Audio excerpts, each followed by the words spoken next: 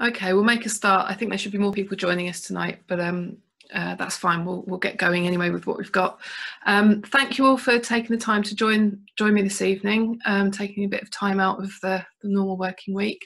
Hopefully I'll give you some ideas about what we can do for wildlife in our gardens, but just a first very short introduction about me. Sorry, I should go back and do a bit of housekeeping. First of all, I'm recording the session.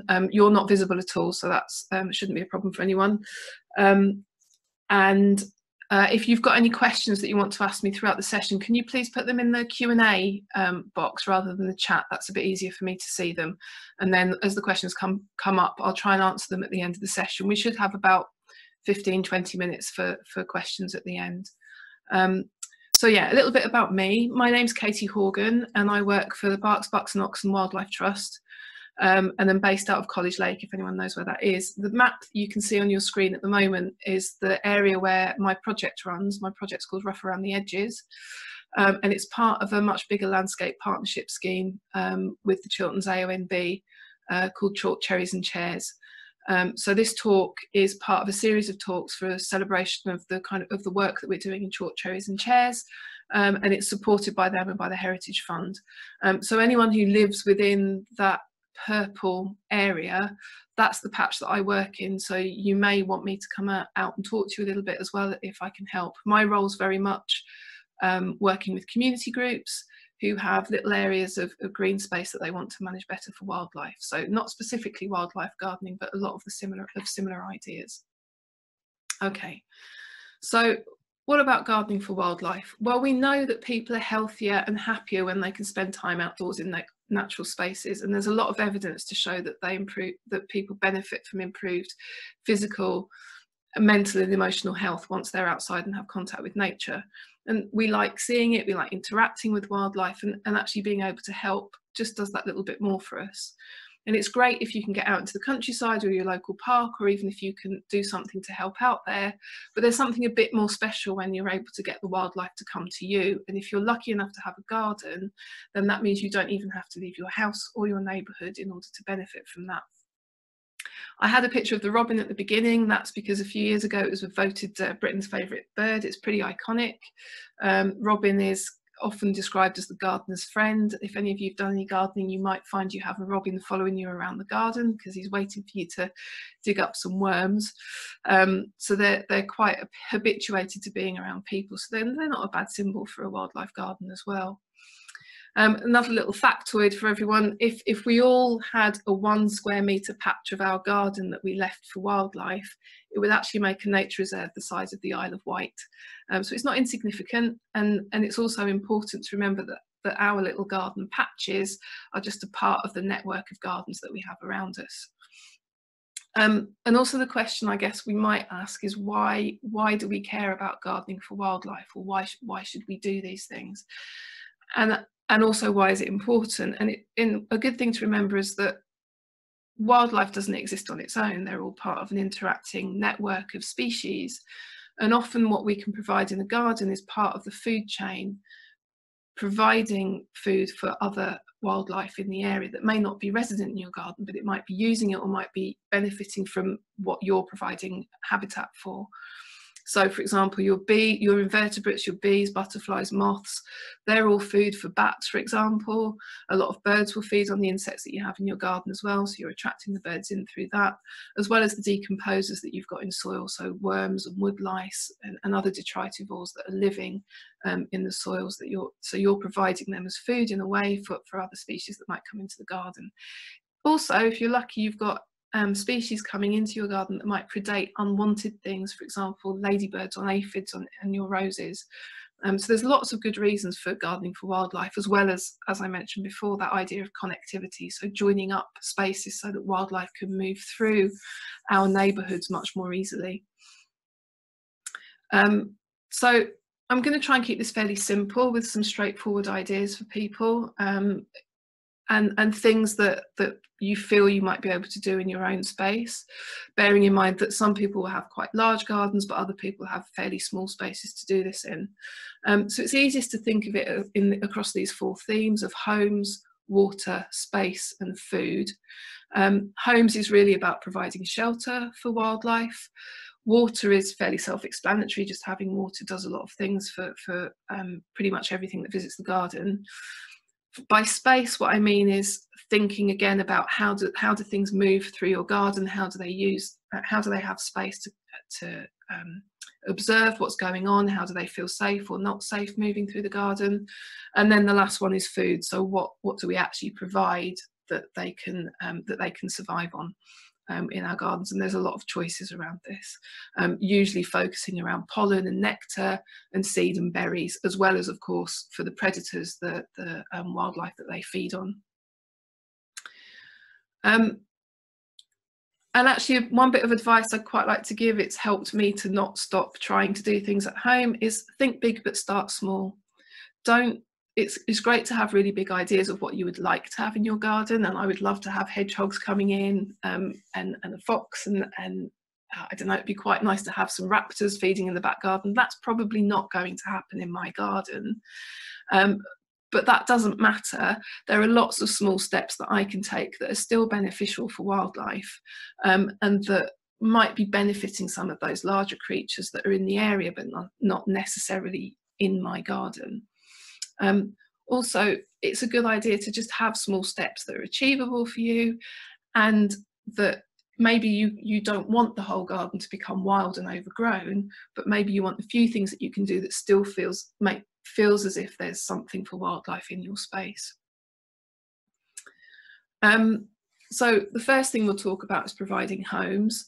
On a very simple level, if you're happy to have some rougher areas in the garden, you may already have this. Maybe you have a compost bin, for example, but you can also leave things like piles of dead leaves or logs.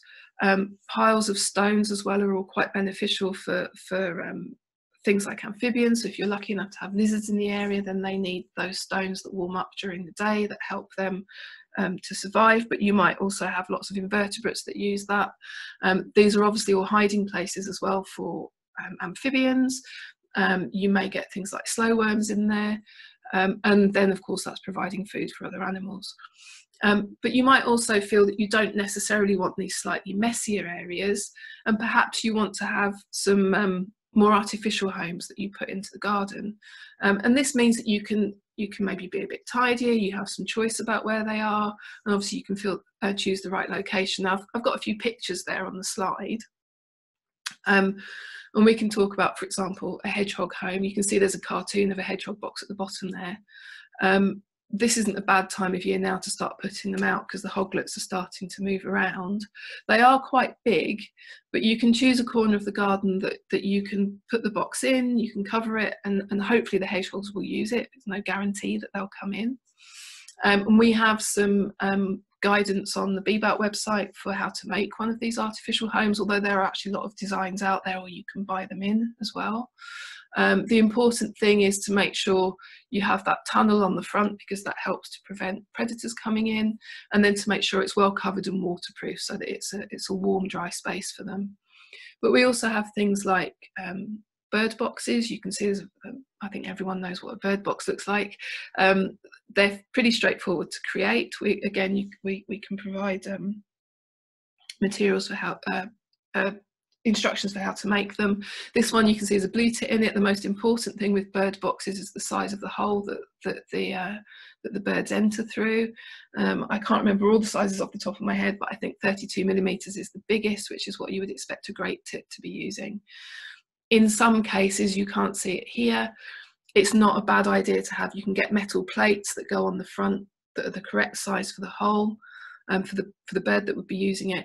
But those metal plates also help to prevent predators enlarging the size of the hole and gaining access, particularly woodpeckers. That's not usually a problem in a garden, but it does depend a little bit where you are. Bat boxes are also an option. Lots of modern homes now don't really have spaces where bats can use them, so you might want to put bat boxes up. There's some debate about how much they're used, but I think until you try and put one up, you can't necessarily know. With bat and bird boxes, it's important to get them a reasonable height from the ground. Bat box is probably a bit higher.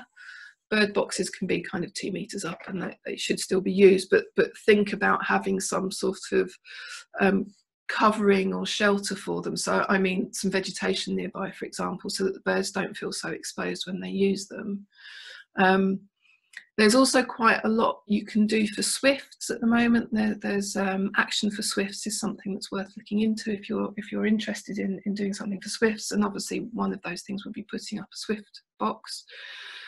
With those, do bear in mind they have to be quite high up, so you need to be about 3 meters up. So just some considerations around getting that on the wall.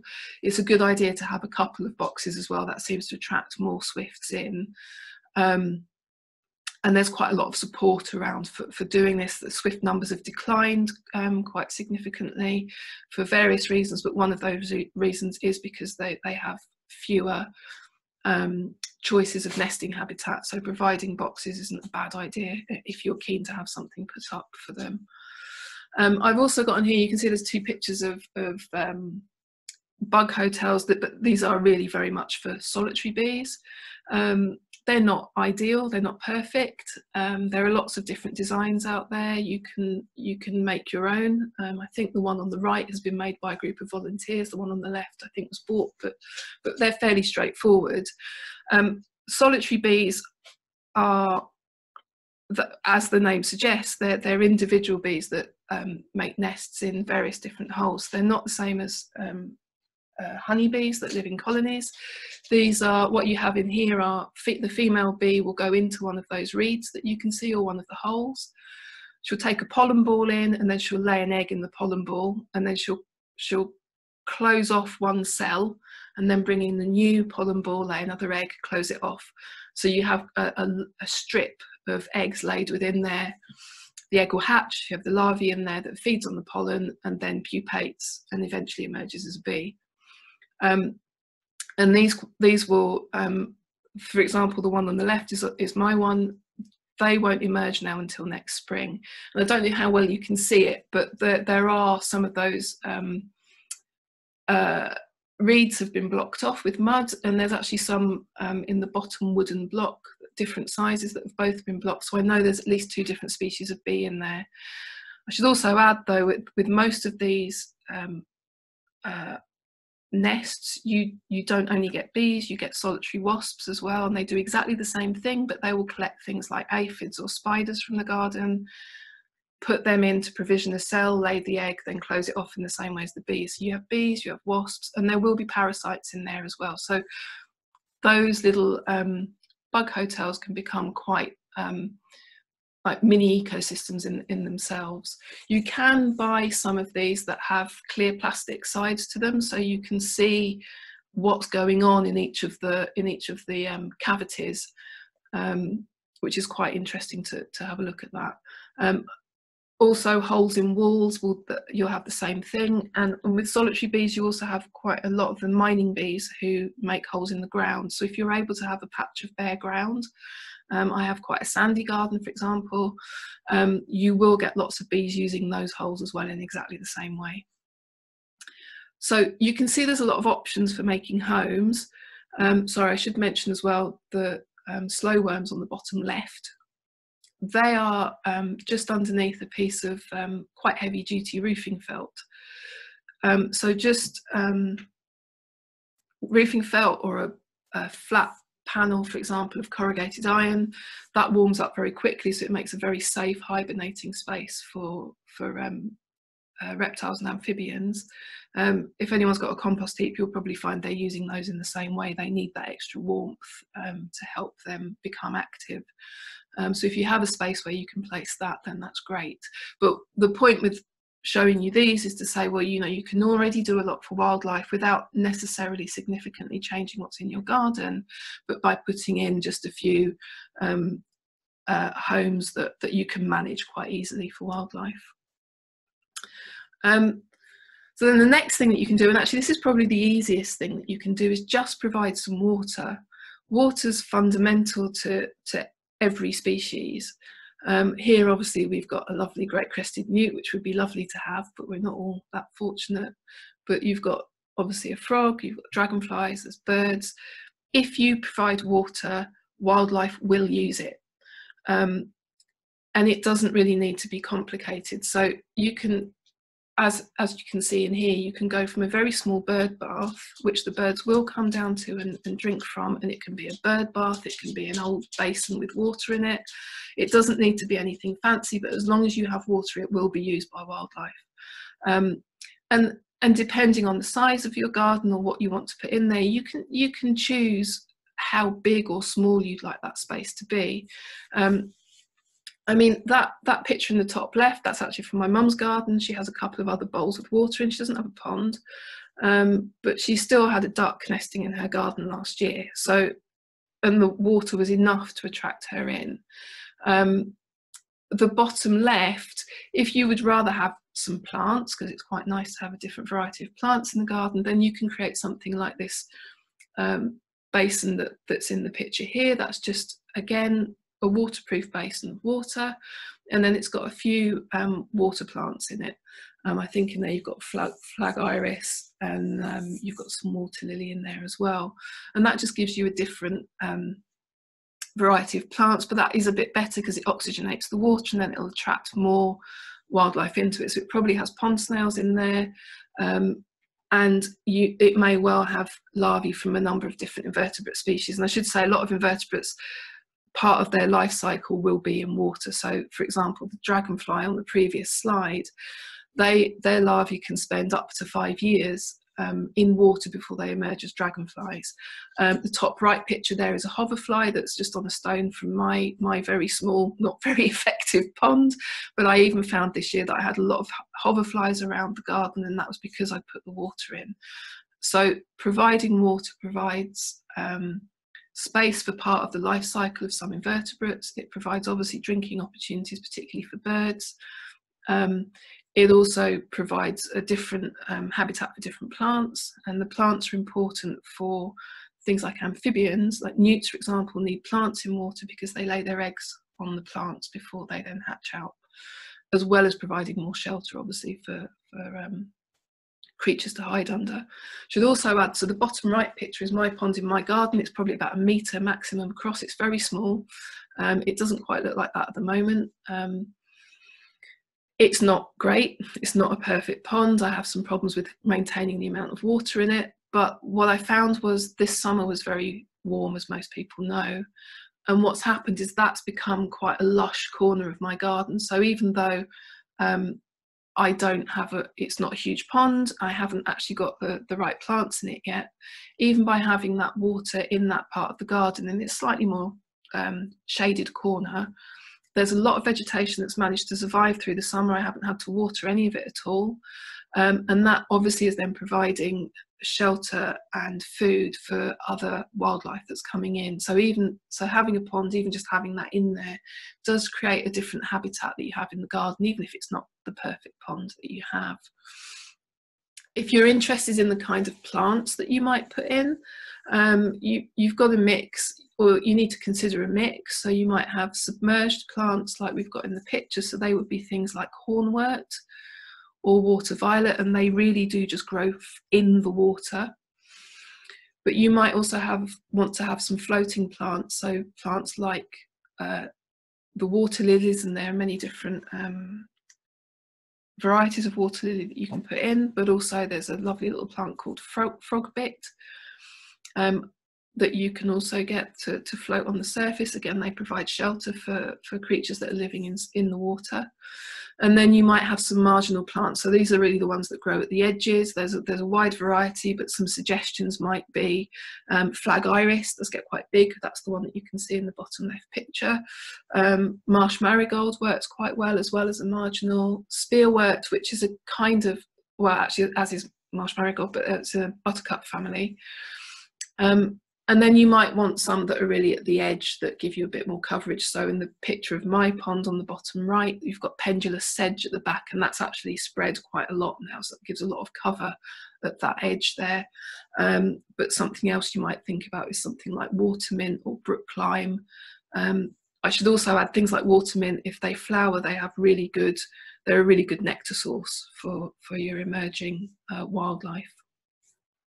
It's also important to have a different structure around that pond edge, because going back to the dragonfly, when they emerge, the larvae need vegetation to climb up so that they can hang on the vegetation, emerge from their skin, and then dry out before they take their first flight as dragonflies. So the vegetation around the pond is quite important for attracting wildlife into it.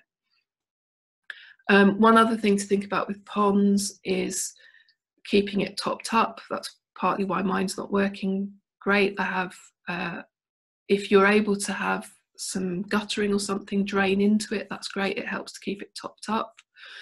Don't top it up with tap water. That's very high in phosphates, and that's not great for wildlife. So really, this is the right time of year if you're thinking about putting a pond in, to do it so you can allow it to fill naturally with rainwater. Of course, you might not want to go full pond. You can also do things like having bog gardens, which I considered, but they're not a bad idea if you've got quite wet soil, and if you're not concerned about, or if it's easy for you to kind of contain how far they go. I can't do that. I'm very close to my neighbour. But a bog garden really is, you might have some gravel, it's quite wet soil. You might put a liner in just to keep it wet, but it's not a pond. It doesn't really have a water body in it. It's just a wet area of ground that you can plant up with some wetland plants, and that still provides a different habitat. It's great for amphibians, it's a great feeding area for them. So there's quite a few different things you can do, but water, even if it's just a bowl of water, if you can introduce that, it makes a huge difference to wildlife. Okay, so we've had habitat or shelter, and we've had water, and I've put here create space. This is more about thinking, how does wildlife move around? So it doesn't all necessarily live in your garden. It might be just using your garden for that water, for the food that you're providing. But how does it come in? How do the birds perch so that they can observe what's going on, so they feel safe to use the garden? How does a hedgehog come in? How do frogs find their way to you? So this is really what I mean by space, and maybe I could also describe that as structure. And it's pretty typical that I think a lot of gardens, we have kind of a lawn or a flat open space in the middle, and then we have borders around the edge, and that makes sense. We use our gardens to sit in, we use our gardens to play in, and it may not be possible to change that a great deal in the gardens that you have. My garden, because of how it is, I actually do have patches in the middle, but that will be different for everybody.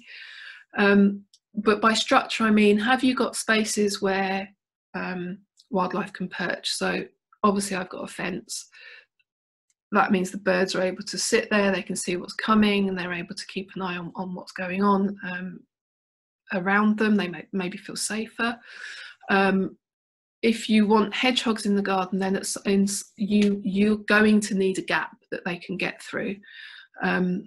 So if you've got a fence, maybe you can cut a hole, or maybe you've got a gap under a gate that comes into the garden. It needs to be 13 centimetres square for them to fit. And this is also something, obviously, needs to be considered in terms of where you are, maybe what your neighbours' gardens are like, if you're able to have a conversation with them around creating that sort of corridor that wildlife can move through. So that's maybe a conversation that you need to have with other people. But obviously, if you've got an enclosed garden, then to an extent, you're limiting what can come in. The bottom of my fence is a bit gappy, so I know that amphibians could come in if they wanted to, although I back onto a car park, so it's not very likely that I'm going to get them. So just thinking about how do things come into the garden helps you to think about that space. And even really in this picture, you can see there's a lot of vegetation with different heights. So even providing that vegetation at different heights, it means invertebrates, for example, have resting places. Butterflies have things they can stop on. They also have vegetation they can kind of hide in when it's windy and when it's wet. That gives them more shelter, rather than just an open space where they might get buffeted about a bit more. And so some of that might inform what you choose to plant in the garden. I mean, you can't see them here, but I had sunflowers in, but I also have hollyhocks in the garden, so they have quite a different height to them, which for some invertebrates that fly at different heights, that helps them as well. So just thinking about the structure that you have in the gardens is quite helpful for if you want things to come in, or you want spaces for them to hide in or feel safe in. Just to think about it in terms of, if you have a lawn that's an open space, that's a big area for something to move across and feel safe in. So just think a little bit about the space that you have. Okay, and then obviously the obvious thing really to talk about is providing food, and when we talk about food that we can manage, that we can provide, really we're thinking about pollen, nectar, seeds and berries. So obviously for pollen and nectar we're really talking about flowering plants. I think in that picture you've got I'm not sure what the picture on the right is, but you've got scabious on the left. So for bees, actually quite a nice rule of thumb is pink and purple are quite good for bees. That's because of how they evolved and how they see ultraviolet light. So they're often more attracted to pink and purple flowers than to other colours, because that's those are the plants that they initially evolved with. In terms of pollen, it's important that you have plants that can flower through the seasons. So it's a bit, I think this year's a little bit different, I don't know. I've got things that are flowering still that I would have expected maybe to have finished by now. But having an idea of what comes out earlier in the season and what comes out later is really helpful. And pollen, I should add, so when we think about pollen, there's a couple of things happening here. Obviously, lots of invertebrates feed on it. And it's not just bees. So I think when we talk about pollen, we think about bees. But actually, things like flies, spiders, wasps, they will also feed on pollen because it's very protein rich. And they're also moving pollen around a lot because they're using those flowers.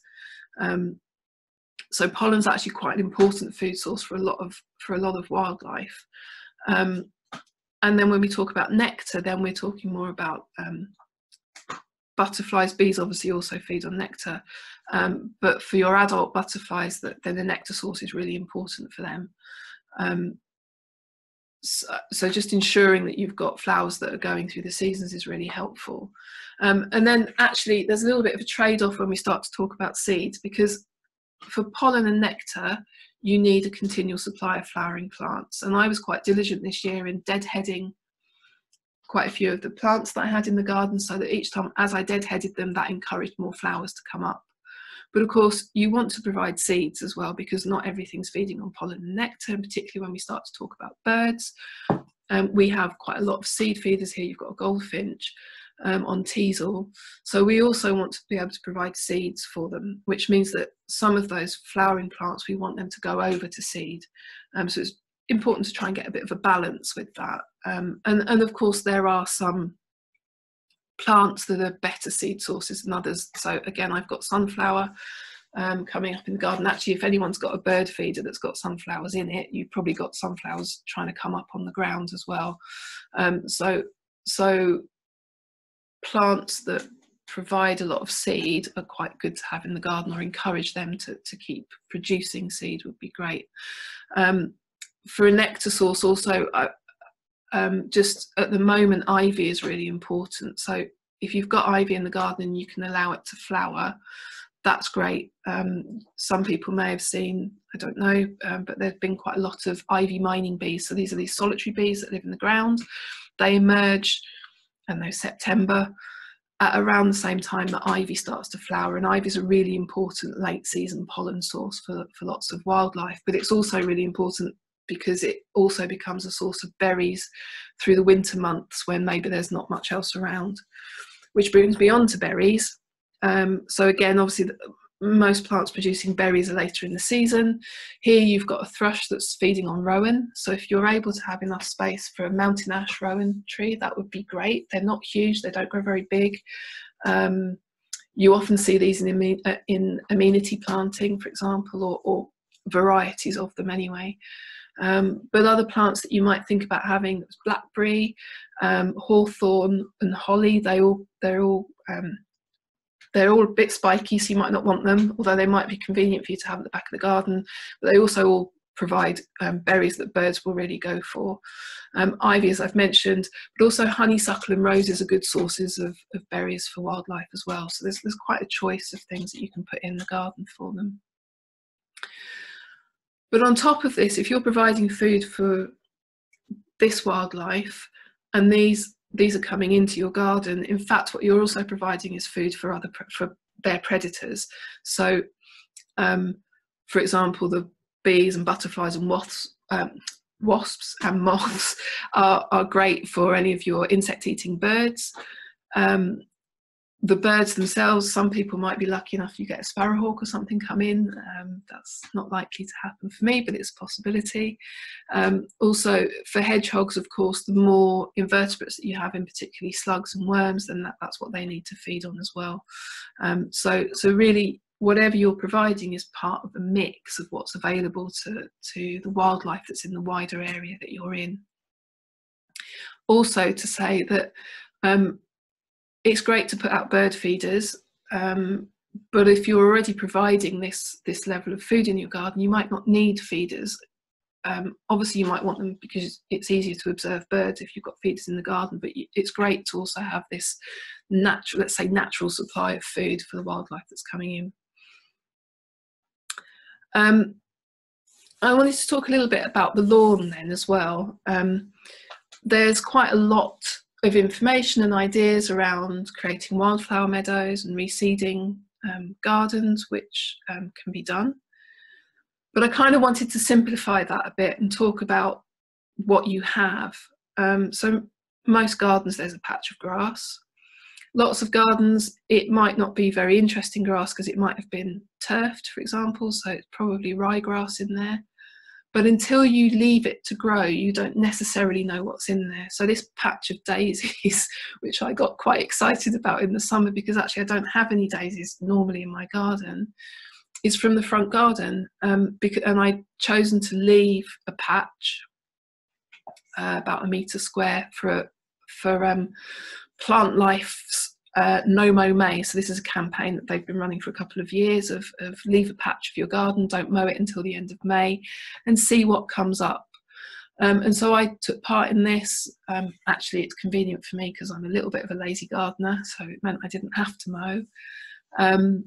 Just to see what would come up before I do anything else in the garden. I wanted to see what was there. And actually in that picture you can see I've got dandelions, I've got clover, I've got daisies. Now none of those are rare, none of those are particularly special, but actually all of those are beneficial to wildlife. So they're great nectar source, great pollen source. The clover's not in flower in there, but the bees absolutely love it.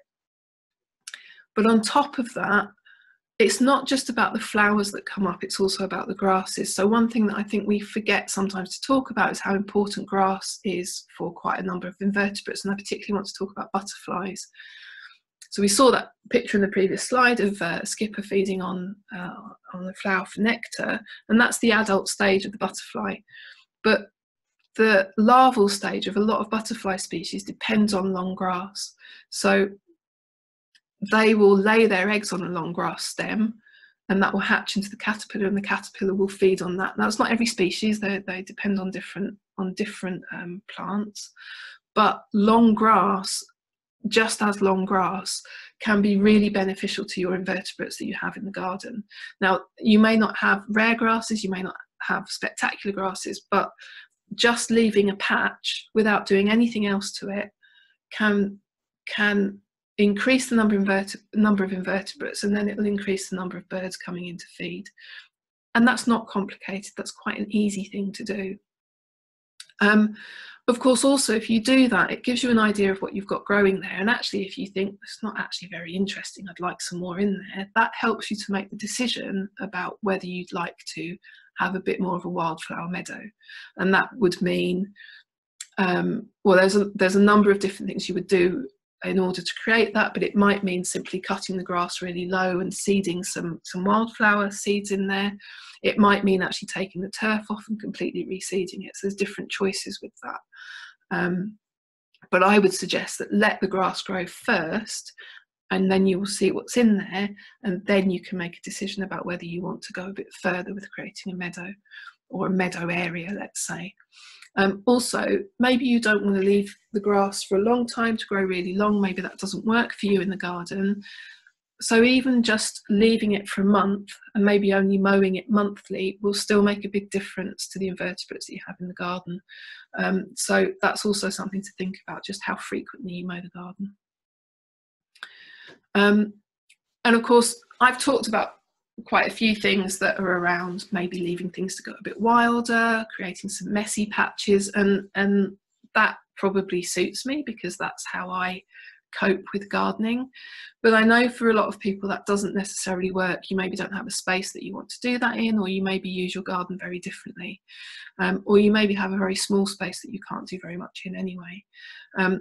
So I think it's also possible to do a lot for wildlife without actually creating wild patches. Now you can see in the pictures here a few examples. The picture on the top left is they're actually chives growing in a very tidy garden. Chives are great, the herb bed is great, but if you let them flower, the bees absolutely love the flowers that you have growing off chives. I can say the same for oregano. I have a big patch of oregano in the garden, and anything in that family really, so oregano, thyme, marjoram, any of the mints.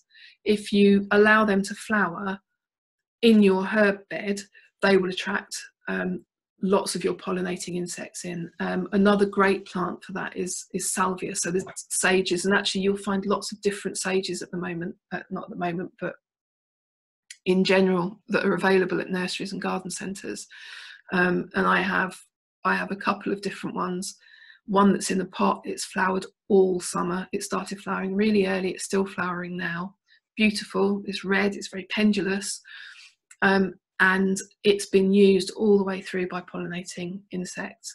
On the bottom left, you've got a sedum. So this is always popular for wildlife. It's just growing in a pot. And again, that'll attract a lot of butterflies and bees to it. And also next to that, then in the middle with a painted lady on it, that's verbena. Verbena bonariensis. That's quite a common plant to find in being used in gardens, and that's easy to get hold of. And as I mentioned before, hollyhock. I'm actually a big fan of hollyhock. You can actually, I think you can see quite well from that picture, the amount of pollen that's in those flowers. And I spent an afternoon watching bees just walk around in circles inside those flowers because they absolutely love them. They are a biannual plant, so if you plant them next spring, you won't get flowers until the following spring. But they do look quite spectacular, and certainly where I am, they grow very easily. So they're a great source, and they do provide some of that structure that you might want to have in the garden as well, because they do get quite tall. And then the top picture, those are asters and marigolds. So asters are in the same family as daisies. So basically anything that's in the daisy family will be great for pollinators. Echinacea, I think, is also in that family.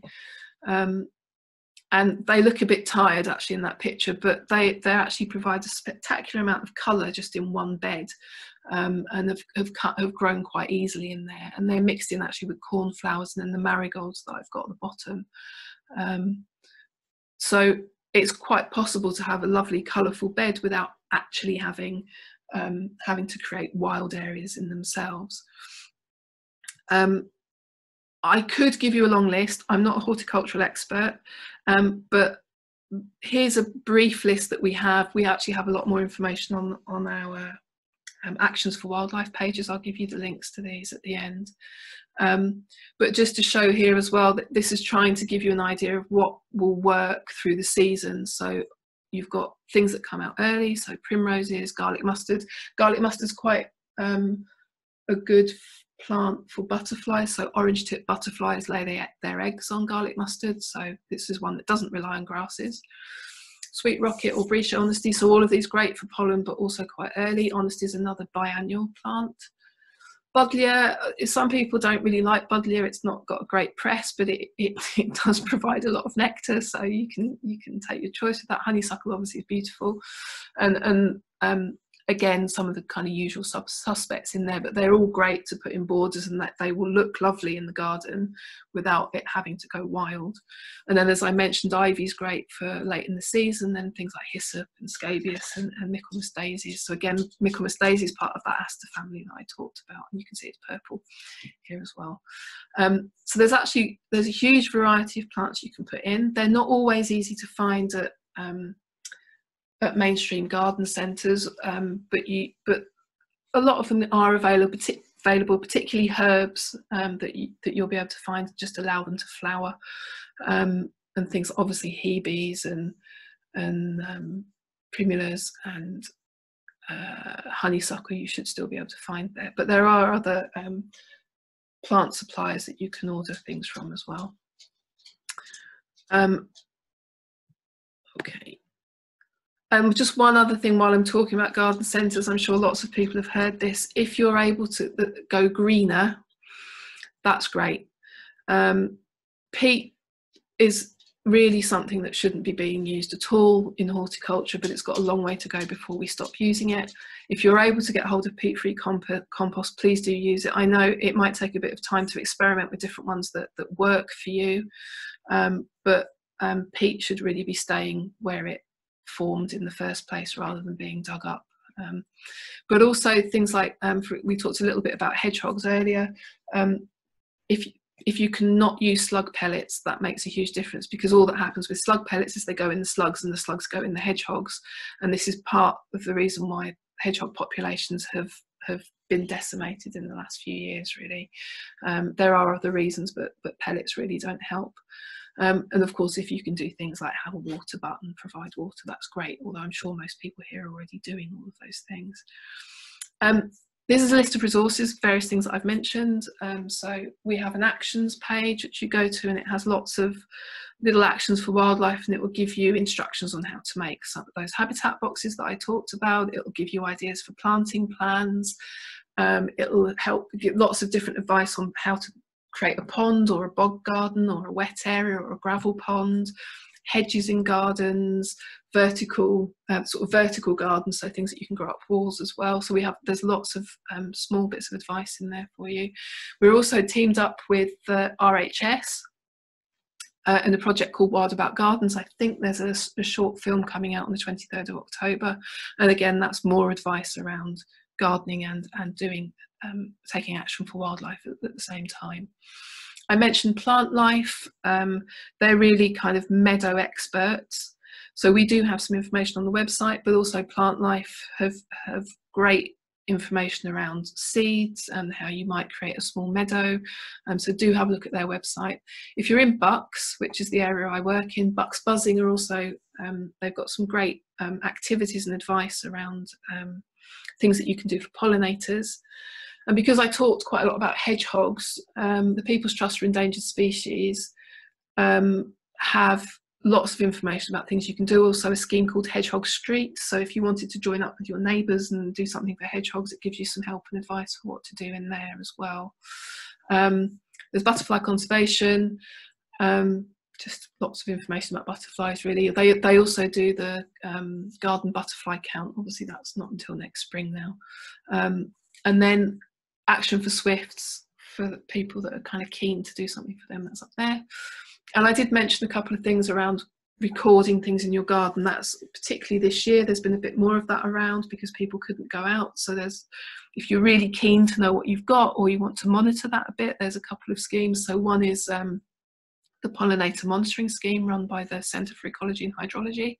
That's a national scheme where they're collecting as much information as they can on pollinators, and you can just do a 10-minute survey in your garden and upload that data to this scheme, and that's sort of you feeding into information, but it also means you get some help with identifying what you've got in the garden as well.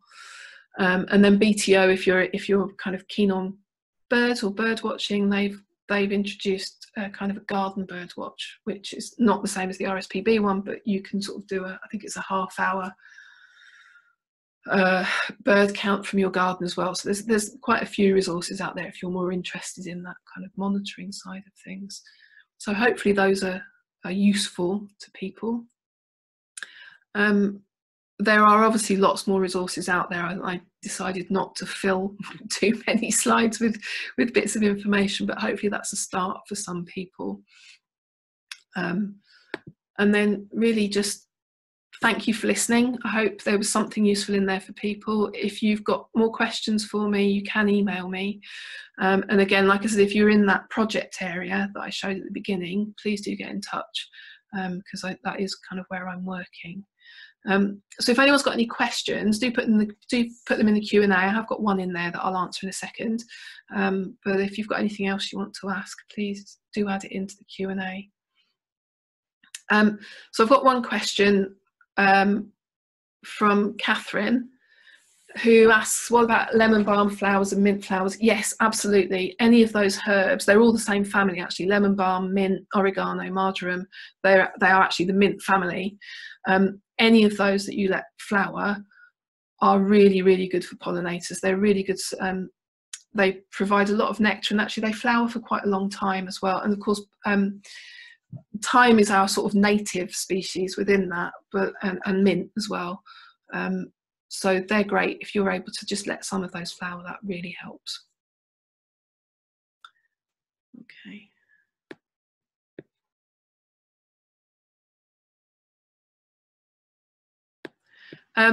Yeah, so, and I just add, so I think I've kind of come to the end of it, and if there's no more questions, I will end in a moment. But if people have got more questions, please email me.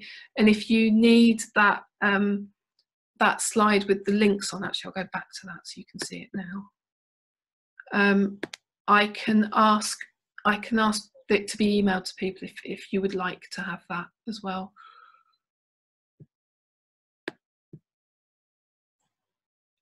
Okay.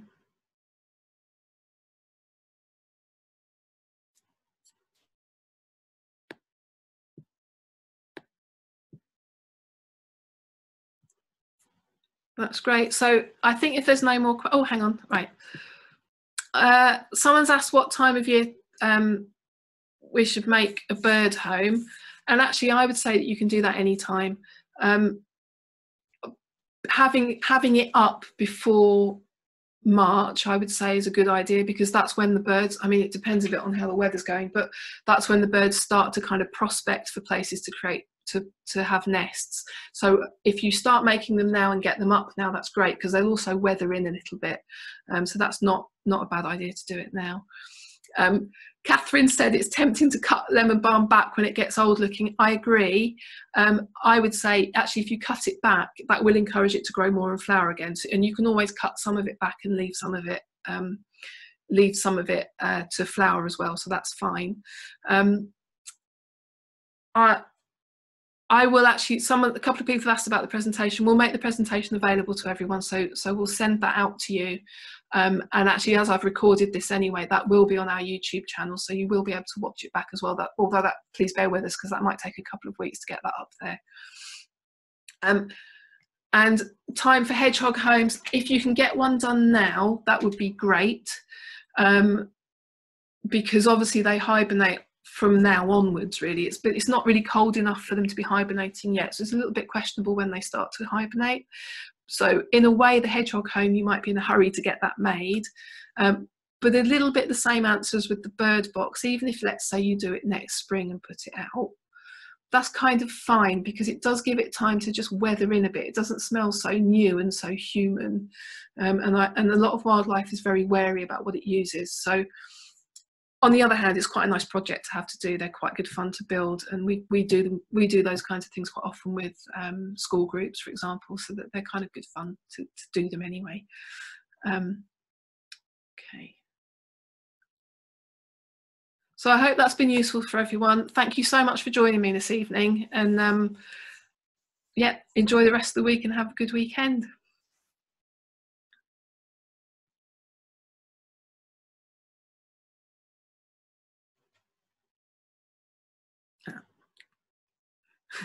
Hi Lee. Would a hedgehog home be safe in the garden with dogs? Sorry, I'm just going to keep finishing, but it's great to have the questions still come in.